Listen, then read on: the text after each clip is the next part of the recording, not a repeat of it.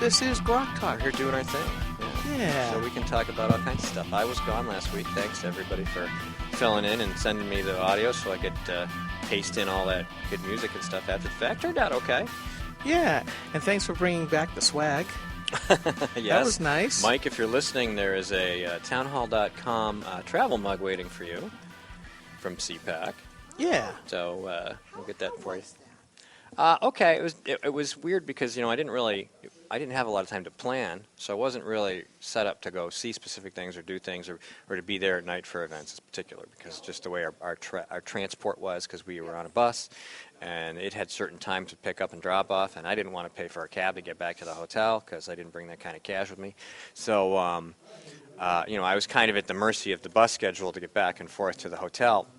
So I couldn't really do as many things as I wanted to. But I just walked around a lot, saw some people, listened to a lot of speeches. I mean, that's really the best part there. You listen to these national people come up and do things. There was a couple of panels that were pretty good. I think if you really wanted to go, you'd want to go for all 3 days, 4 days, whatever it is, Thursday, Friday, Saturday. And, figure out who you were going to meet there, who you were going to network with, get everybody's schedules in advance, and then really just kind of plan out your day. Because you could sit and listen to speeches and panels all day if you want.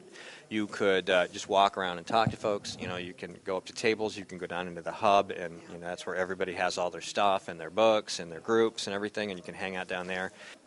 No, but how many thousands of people are there? I heard estimate up to 10,000 people showed. I think 10,000 people registered to go. So there was obviously not 10,000 people there every day because some people came for a day. And Eleanor Kolb was there for one.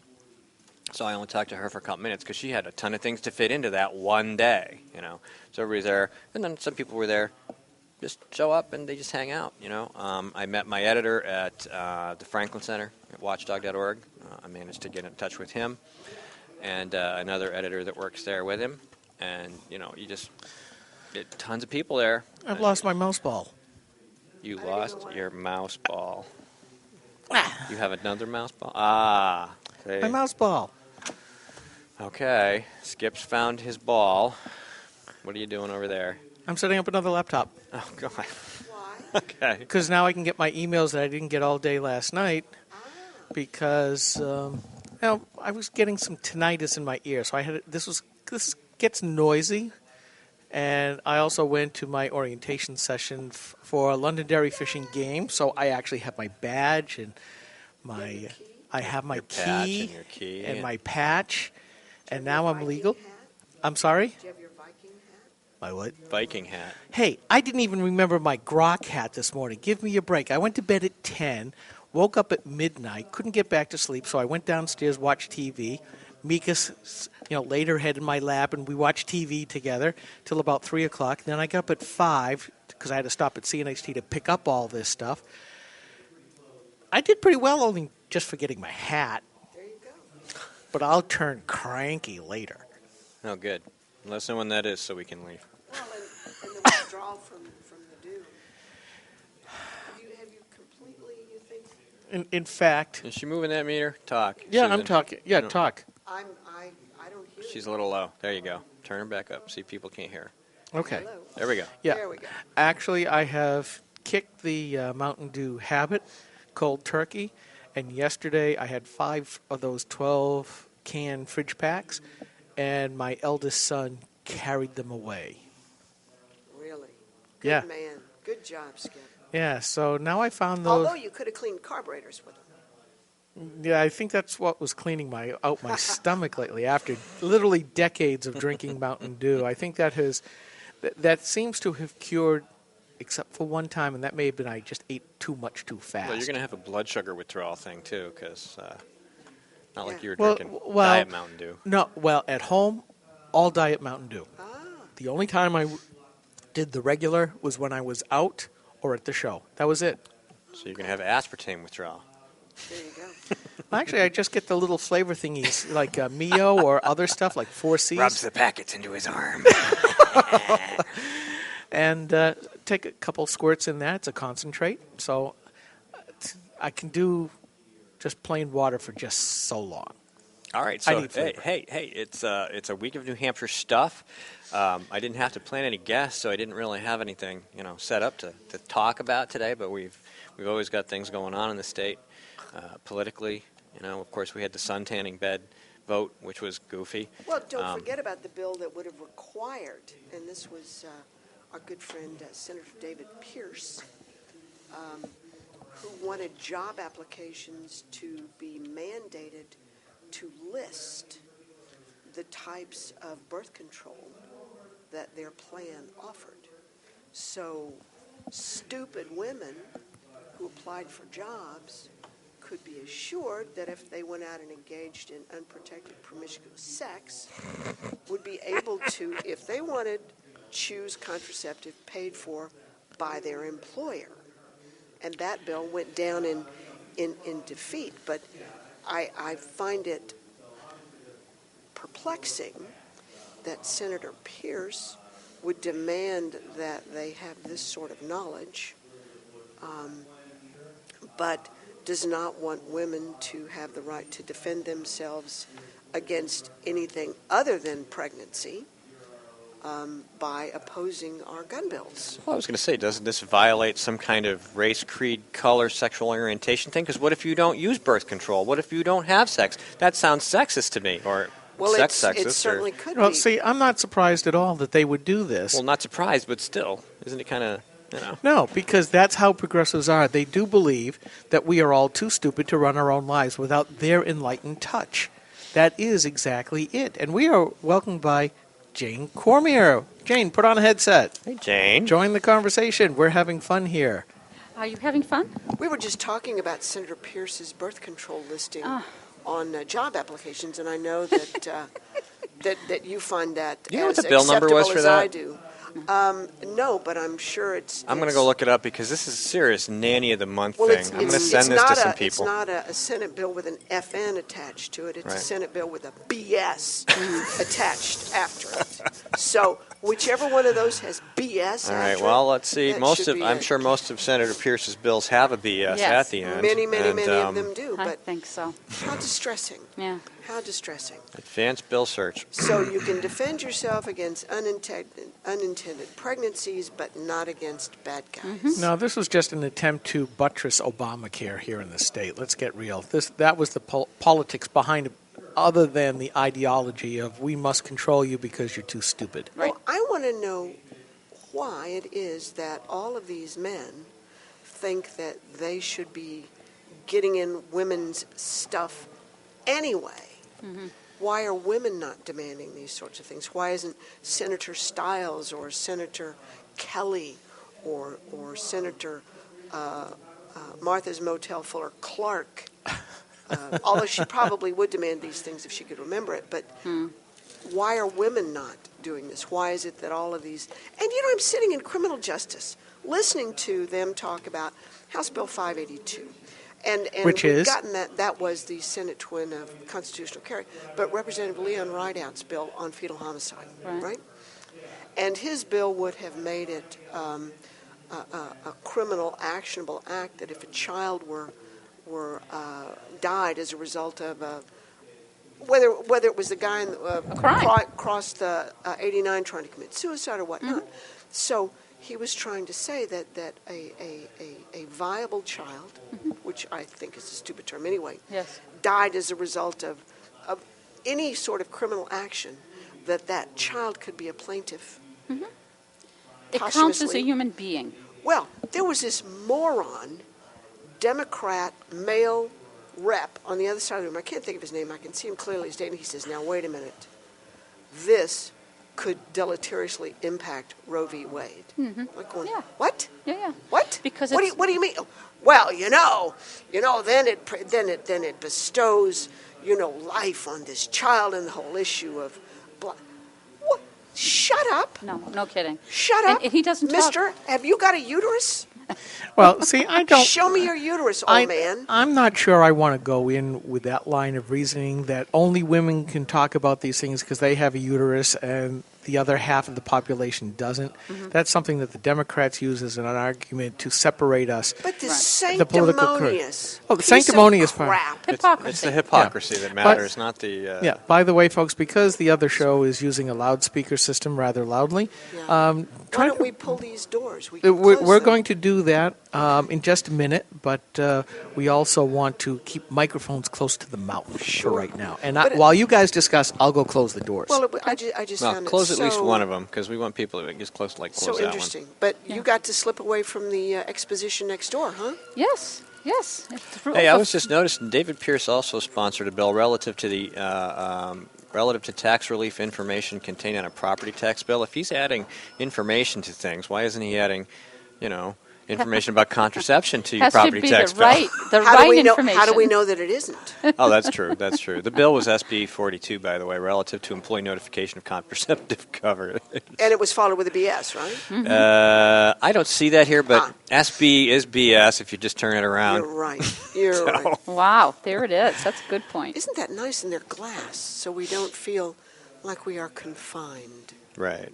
And there's lots of voluntarily or otherwise. them. So let's see here. Let's make sure we save So this big crowd bill. next door. Yes, they had about 400 people just waiting to get in. Wow. Awesome. Yeah, And Yeah. this and you have a table for the New Hampshire Right to Life. excellent. Yeah. Is that a friendly crowd over there? You know what? I think that Can they afford to be friendly? hard for me to say because they haven't really opened the doors yet. But I do know that even in the beginning, it's kind of interesting that you bring that up because there is a something on the table, and it's something to think about. I don't think it's right or wrong. That has the little models of pregnancy. You know how big the pregnancy is. Your table does. This table, New Hampshire Right to Life. Yeah, yeah. And they've used this little, I don't know what it is, like a prop to show about pregnancy yeah. for years and years. And I don't know that I'm thinking that maybe we don't need that on the table. But because we've used it a lot, and that's what we have when we do these exhibits. My fear is that when people see that exhibit, I'm noticing that when they walk by the table, they see it, and they kind of Walk away? And I found that interesting. This whole thing of being with New Hampshire Right to Life has been a huge learning curve. I mean, I can't tell you how much I've learned just in a few months, not just about the issue, but about how people respond to the issue. Viscerally. It is. It's so visceral. And certainly we don't want to intimidate anybody from coming to the table. Mm-hmm. So I think when I go back, Yeah? I think I'm going to do something with that. Because I would much rather engage the human being in front of me Sure. and talk to them, looking at them in the eye and trying to give an upbeat message of what life is, than to worry that they're going to maybe drift a little bit because they're a little nervous with the display. Isn't that Isn't that interesting? shameful?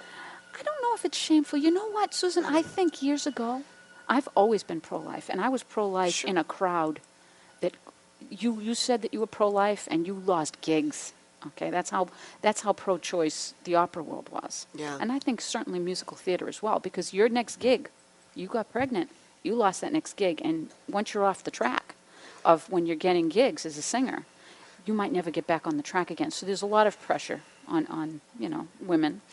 And I always stood up for life. But I'll tell you what, even I think back then, had I seen that, I don't know that it would have welcomed me to come in and talk. So I don't know if I'm thinking, again, it's a I learning know. curve. I don't know if what my perception is correct. I guess I'll figure it out as I go along. But I would much rather engage people with a smile and say, hey, would you like some information? Because really, we're making inroads. People don't know this, and this is great. Oh, this is great. I agree because somebody had put something up on Facebook about those social issues, you Yeah. conservatives. Yeah. But abortion is one of those issues. It and is. Abortion has been making leaps and bounds of gains with young people, and all kinds of people who are coming to terms with the idea. And You mean the idea of pro-life? the idea of life. You're right. Because it drives me crazy. I'm like, how do you make life except at conception? I mean, when Right. else would you start life? Exactly. What can you do besides take sperm and an egg Right. and stick them together, make Right, life. that's- Whether that's it's in a fine. tube or a jar or a lab Stephen, or a womb, do you- and there's no other way to do it. I mean, does life start at 20 weeks? Does life start at 2100 weeks? I mean, that's such an arbitrary notion. There is the slippery slope, yeah. You can't create life without conception. It just doesn't Right. happen. Right, but see, the left has controlled the message since 73. Okay. They really have. They've controlled the words, they've controlled the content, but we're figuring it out. And the youth, when I see these students for life groups, they're huge. These are young kids in their early 20s, and they are staunch supporters. Nobody in the left wants to talk about the fact that the reason that our taxpayers are paying more money in just about every state, just about, not all, for Planned Parenthood is not anything else but that they're having a reduced numbers of abortions in these clinics. And because they're not having enough income flow into these progressive abortion clinics, they're upping what the taxpayer is giving these clinics. So they're making up the difference. That's right. They're making up the difference. It's not because more people are getting abortions, and that's a statistic that has proven itself. Well, that's again a good and again argument and for liberty for him, anyway. it is all liberty. The irony is while some in our own party would seek to escape the social issues, right? Don't talk about them because they're not important. Can you tell me what liberty do you have once we've taken the life? What rights do you have once we take your life? Well, it's taken me a while to get to, because I won't say I was always pro-life. I didn't think about it. Mm-hmm. I came out of that first generation. I mean, I got out of college the year that Roe v. Wade was decided, Mm-hmm. right? Huge. Yeah, and I had gone through college as a liberated woman, right? But knew enough that, gee whiz, I knew that typically what happened when you had sex, you had a very good chance of getting pregnant. Right. And in those days, it was treated as irresponsible. Mm-hmm. Okay? Now, that being said, the older I got, the more familiar I became with, or the more comfortable and a staunch supporter of life. But I'm thinking, well, the bad guys, we got to have a death penalty. Mm-hmm. I'm at a stage in my life now to where if I am pro-life, how can I be pro-death penalty? You can't. I can't be. You can't. I You're right. can't be. And I'm going, gee, many, Yeah, no. wow. So some guy goes and commits a horrible crime, like crosses that median and kills that family and that baby. And instead of me being able to break his neck and make him Pay. lose Right. his life, Yeah. I got to pick up the tab for him being in prison the Yeah, rest of his life. you do. You do. And I'm thinking, wait a minute. It's not for me to decide in the next life he's going to pay for it. Absolutely. But if you do not believe, and we've had this discussion, Jane, all those miles we drove around on the campaign trail, all the discussions we had, if you do not, if you're not a person of faith, then all you got is this life. There are no consequences in the next life. So if there are no consequences in that next life, then whatever happens now, I'm done. Right. So I've got to let go of the consequences in this life to say God's going to sort it out. Right. Right. Well, But when all I want to do is just beat the crap But out of that's somebody. the Well- human being part of you. well, I'm going to say this Sorry, Steve. What? because Oh, no, you're good, you're good. you basically said that if you believe in life at conception, you have to believe in it at the end of life. I look at it this way. A baby is innocent. Regardless of how conceived, Doesn't matter who his parents are. doesn't matter who the It's not parents his are. fault. Right. His or her fault. I agree. End of story. However, I do believe that if someone has been adjudicated to be guilty of such a heinous crime, then yes. But I'll do this. And this is one of the other co-founder of Granite Rock said this in on Arnie Arneson's TV show long time ago. This is great. I love this. Where we were debating two folks from Blue Hampshire. Boo hamster? Blue Hamster. Boo hamster. And yes. there was a young lady and a young man, and two things. One was he came walking in and saw Doug and I and said, "Oh, I thought you guys would have been much younger doing this stuff." And I went, "Well, thanks for the ageism crack there, dude." And the Ice Queen, and I can't remember her name. She went on to write for Huffington Post and is an editor there when she left Blue Hampshire, just stared at me like, "How dare you?" Well, look, I didn't comment on the age, but we were talking about that, and Doug said this: "I am willing to give up the death penalty if you are willing to give up the abortion penalty." They had nothing to say. Mm-hmm. They couldn't say anything. I'm sure. And it kind of goes along with what you said, because they were all absolutely pro-life at the end of a guilty crime. Right. But they weren't willing to say innocent at the beginning of life. No. Yeah. And it totally flummoxed them. That's right. That's a wonderful way to think about it. Well, it's like we said. Yeah. It's, I'll trade you the death penalty to get rid of abortion. They've controlled this whole topic for a generation plus. And when you bring that up, you bring the hypocrisy of it. And they cannot accept that, because then that invalidates all of those times that they stood supposedly on principle that the woman's right to choose. Well, I'm sorry, the baby is an entity, whether you like that or not. The choice comes before pregnancy. Yeah, there it is. Okay. The choice comes before pregnancy. Yeah. And growing up when I did, you understood that. Mm-hmm. You chose either to engage or not. Alvin, come on in. And I'm going to give up my headset to him. Well, we're about to take a break in a couple minutes Okay, here. he's just standing out there. But you made that choice to either risk pregnancy and all of the social consequences at the time That's right. that came with it, Yeah. or you risked being labeled whatever by taking birth control pills. And in fact, when I was in college, if you were a member of a sorority on campus and you were caught taking birth control pills, you would be thrown out of the Holy sorority. moly. Now, Times they haven't changed. but again, you think about consequences. Here comes Miss Amanda, and it's all turned around. Right? And when you meet lovely young women like this that have grown up without the things that I was taught, and without the social context, I'm thinking they all know this stuff, and that's the wrong place for me to be. So, yeah, it's an interesting dichotomy, if you will, between what I knew and what young women know. Now look how much further thinking, though, you've come since then, because you've really taken on the thought in your head.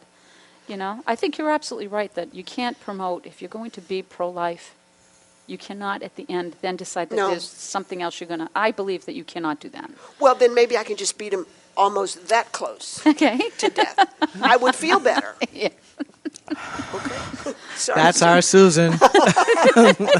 What can I say? That's our Susan. Seems like a fair trade. Yeah. It could be, depending on who you want to defend, the innocent or the guilty. I want to defend the innocent. Well, yeah, that's the way it should be. But folks, we're coming to the end of the first hour Another here. minute. Really? Another minute. We got Another minute. Yeah, Wow. it's almost 10 o'clock. I have no idea how the audio is going to come out, but we're going to try. See what happens. I'm going to have to buy us a couple more cords. Well, yeah, and we need another setup for this audio deal, so we can. But you got new headsets, courtesy Well, we got of a, one. We get one. One courtesy set. of We're going to get a of new a headset. listener. Yes. We are. Wonderful. Good. So, yeah, interesting discussions. Are you going to stick around, or you have to go back? It's up to you guys. Well, I'm gonna let Amanda use my headsets. I'm gonna go find Alvin. Okay. And make sure folks know that we're in here. And Scrounge and- up some guests. Well, I can. I've got a couple of bucks in my pocket. I can pay somebody to come in. Yeah, you can troll for We got- guests. We've got peppermints. I'm not here. sure I want to go there. Bucks to go trolling don't- for guests. Trolling for guests. If you Trolling for you can always guests. throw a couple bucks in the jar too. Don't feel bad. Absolutely, So, absolutely. that's for CNHT. 'cause Well, we owe them some money. I'm going to take.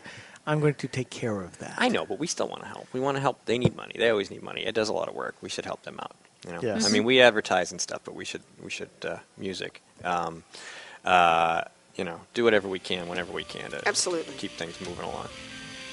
We have no idea how it's going to sound. Anyway, this is the end of, segment 2 of who knows how many segments for GrokTALK, live from Liberty Forum in Manchester, New Hampshire, in the lovely Radisson Hotel. And we're going to be right back after some ads, and then we'll do this again. So stay tuned.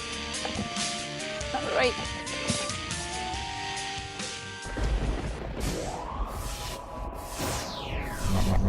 GrokTALK.